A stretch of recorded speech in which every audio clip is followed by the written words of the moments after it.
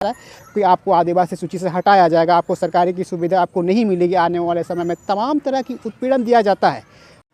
आदिवासी धर्म परिवर्तन एक धोखा है। आदिवासी धर्म परिवर्तन एक धोखा है, क्योंकि जयराम महतो को ये बात पता होनी चाहिए। हम इसीलिए कह रहे हैं कि आदिवासियों की धर्म परिवर्तन धोखा है जयराम महतो, क्योंकि पिछले दिनों में आप सब अगर आप वाक़ई या भारतवर्ष की तमाम जो लॉ क्राइटेरिया को अगर आप देखोगे, धर्म को लेकर के एक कड़ी कानून बनाई गई है और इसे लेकर के अलग अलग राज्यों में अलग अलग सेक्शन में ये धर्म प्रावधान दिया गया है कि कोई भी किसी को भी लोभन के प्रलोभन के चक्कर में या फिर डरा के धमका के या फिर कोई भी ज़बरदस्ती धर्म परिवर्तन नहीं किया जा सकता है।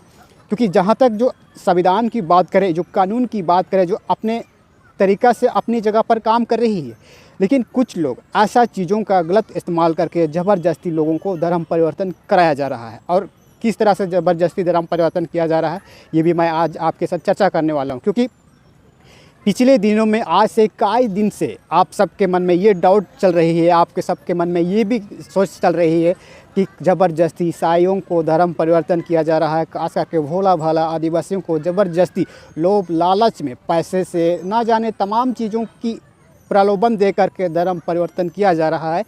ये आप सबके मन में ये डाउट चल रही है। लेकिन जो ईसाई धर्म को मानते हैं, जो उन लोगों को, जो मानने वालों को भी ज़बरदस्ती धर्म परिवर्तन कराया जा रहा है, डरा के धमका के ना जाने तमाम तरह की उत्पीड़न दे करके, तो क्या ये एक कानूनी अपराध नहीं है?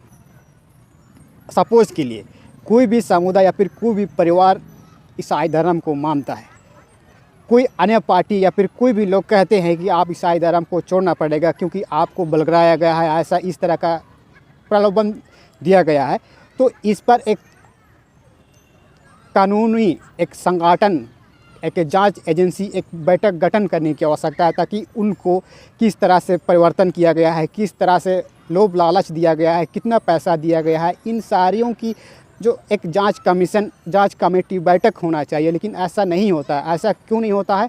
क्योंकि इस तरह की प्रलोभन, किस तरह की प्रलोभन दिया गया है, इसकी समीक्षा अभी तक कोई भी संगठन नहीं करती है। और ज़बरदस्ती राजनीति की एजेंडा को लेकर के, चुनावी मुद्दे को लेकर के, राजनीति की पॉलिटिकल पार्टी की दबाव में आकर के तमाम तरह की आरोप लगाया जाता है कि ईसाइयों से ज़बरदस्ती धर्म परिवर्तन कराया जाता है, मिशनरियों द्वारा ज़बरदस्ती धर्म परिवर्तन कराया जाता है। ये सब एक झूठा है। झूठा मैं इसलिए कह रहा हूँ क्योंकि पिछले दिनों से भी आप सब ने देखा होगा, जब धर्म परिवर्तन की आरोप में, धर्म परिवर्तन की आड़ में जब ईसाई धर्म मानने वाले लोगों को जब घर वापसी कराया जाता है, तो ये एक विशेष संघ के द्वारा कराया जाता है।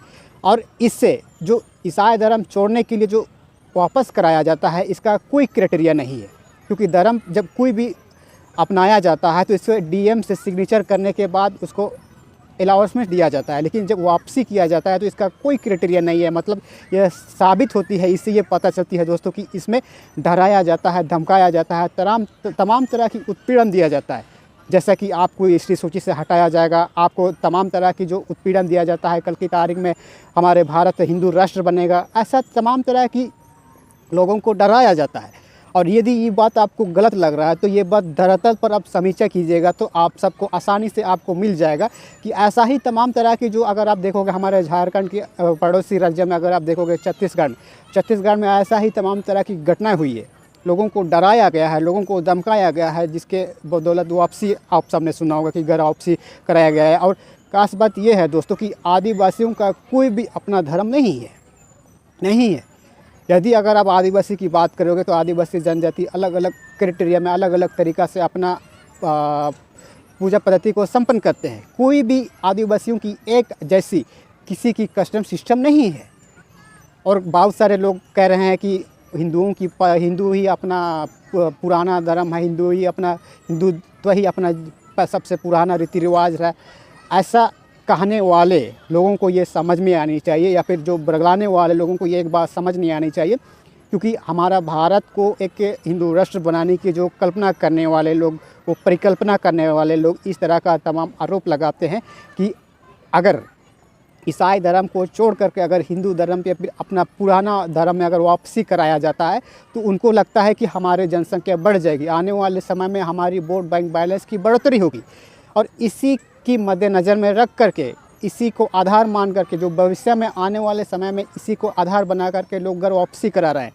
और ये एक डरा के, धमका के, तमाम तरह की उत्पीड़न देकर के इसको वापसी कराया जाता है। यदि अगर आप मेरी कही गई बात अगर आपको गलत लग रहा है तो इस पर आप एक जांच कमीशन की बैठक होनी चाहिए, जांच एजेंसी बैठक होना चाहिए कि किस आधार से इन सबको वापस कराया जा रहा है, उन सबको क्या कहा जा रहा है, उन सबको डराया जा रहा है, धमकाया जा रहा है। कैसा डराया जा रहा है कि आपको आदिवासी सूची से हटाया जाएगा, आपको सरकारी की सुविधा आपको नहीं मिलेगी आने वाले समय में। तमाम तरह की उत्पीड़न दिया जाता है हमारे भारतवर्ष में, क्योंकि ये बात आपको अच्छा नहीं लगेगा, कई लोगों को अच्छा नहीं लगेगा, लेकिन जो आज मैंने आपके साथ चर्चा किया हूँ ये 100% सच है।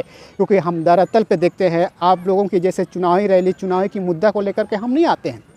और ख़ास बात ये है दोस्तों, हम सोशल पेज से पैसा अर्निंग नहीं करते हैं।